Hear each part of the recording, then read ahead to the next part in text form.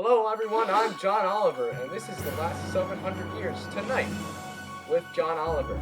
Today I have a very special guest joining me, so please help and welcome him, Mr. David Reisenfeld. Hello, Mr. Reisenfeld. Well, we have here Mr. Reisenfeld. We want to talk about one of those AP course themes. Yes. America in the world. Yes, we So, do. as many of you might know, throughout American history, international relations play a crucial part in the political, cultural, and economic environment Yes. from early settlement to present day. So we're going to take you through 9 periods of events that have to do with America in the world and our foreign policy. So Yes. starting with period 1, 1492, what do we have? The Columbian Exchange. Mr. Reisenfeld, enlighten us. Okay, so John, the Columbian Exchange was pretty much the exchange of disease, animals, plants, materials, just your basic stuff for early settlement from the old world to the new world. This sort of sets up America for being a trading port, or not a trading port, but a center of destination. Let's think about it as like a berth.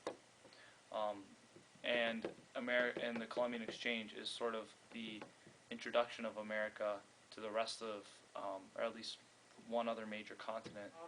So, period 1, a lot to do with trade. Period 2, 16th through 19th century, we have this thing called what? The Triangle Trade. Indeed, John. Would you like to elaborate a little bit more on that? Okay, John. So think about it as a sort of continuation, if you will, of the Columbian Exchange. The Triangle Trade was strategically set up to be between South America, North America, Europe, and Africa. So how did this Triangle Trade have an impact on America's image? Yes, in the world? of its image. This affects America vastly. The economic standpoint still remains that America is a massive trading port, and it always has been up until today. This was sort of the beginnings for America. So we go from trade. Yes, John. We go from trade, the Columbian Exchange, the XYZ affair in 1790. XYZ sorry. affair, John. I'm so Sorry. glad. Yes, this XYZ affair. That's what I want to talk about next. So the XYZ affair is sort of a different look at America. And from what I understand, this was France sending 3 agents known as the X, Y, and Z. That's where the name comes from. Yes. And they demanded a $10 million loan and bribes before France would negotiate a treaty with the U.S. And we were like, no. No. And so we cut off all of our treaties with France, sparking an unofficial quasi-war.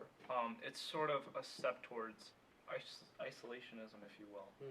We're claiming allegiance to Washington's wishes in his farewell address, where he encouraged, his successors and the American people to not meddle with international affairs. That theme kind of seems to be pervading through these periods and having an echo. Yes, it definitely comes up, but in different manner, because well, right, we have at one point you're adhering to it, and at one point you're challenging it.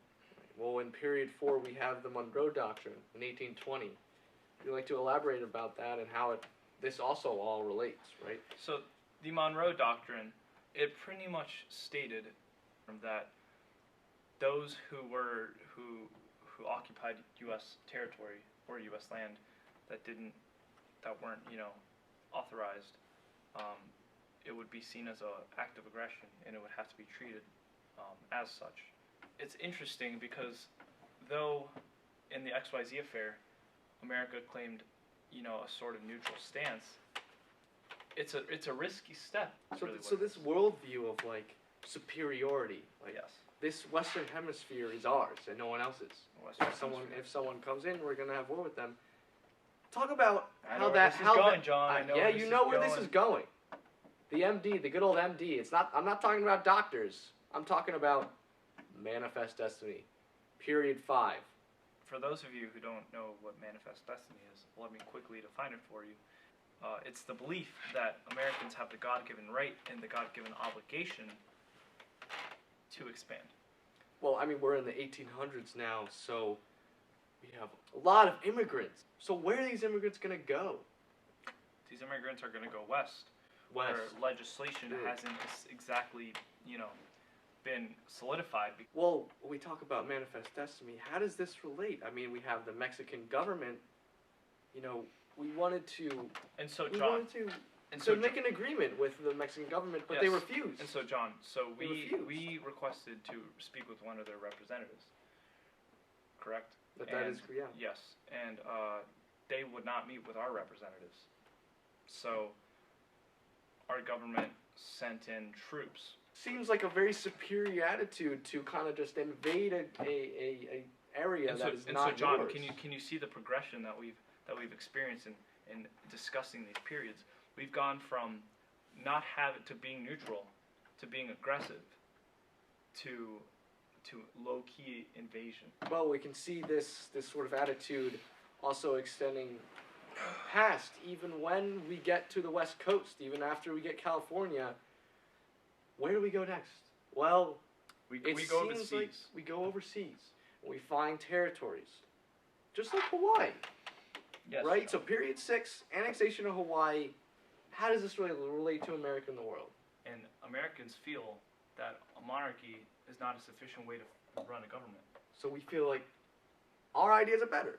Yes. So we should just go invade. It's a superiority complex. So yeah. And we see it extending to this monarchy in the annexation of Hawaii, where they see a monarchy, they don't like it, they significantly put resources into changing it into a democracy that they want to see.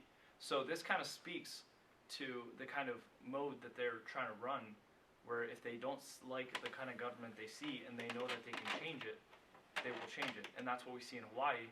And our imperialist agenda, that is also seen in period 7, following this annexation, with the Spanish-American War in 1898. So we have this idea of superiority and manifest destiny, imperialism, as you've alluded to, and the belief, of course, imperialism is the belief in spreading one country's influence through diplomacy or military force, right? Yes. So, talk about the Spanish-American War, 1898. People have argued that it's an introduction to such an ideology of imperialism. Because the Spanish-American War didn't have to involve us. While Cuba definitely was a mess with Spanish rule, the way we forced ourselves, against Spain, while some may argue its justification, the fact that it's imperialist remains a fact. We kept on going with this notion, this belief even, that we were helping them. Well, you mentioned helping. And that's funny you should mention that, because period 8, we have a little thing called the Truman Doctrine. So, between period 7 and period 8, we have a lot of things going on, right? And we have almost another shift into America thinking of itself as almost a peacekeeper. Well, see, John, the Truman Doctrine was a promise to contain communist threat.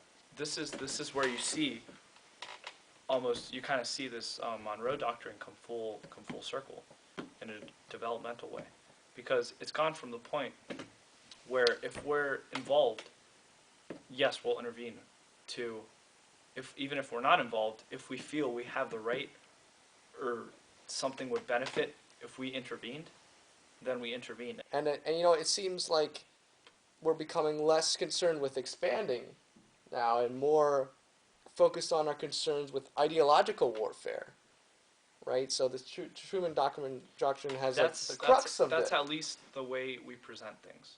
The next topic of discussion is the Iraq War. That is period 9, the last period. The last period. And I'm glad we end on this note, because we sort of see everything come into play with the Iraq War. You have an ideological disagreement between the United States and Iraq, but you also have, or that America needed to send troops to extract, to gain control of those oil establishments, and that was his justification for Iraq. right? So you kind of see this come full circle because, again, it becomes the thing of commodity. It remains with the imperialistic agenda, and at this point in time, we are having this discussion in 2016, and though we have covered every period, I'd like to end on this note. We live in a world today that completely bases itself off ideology, and we act based on other people's ideology.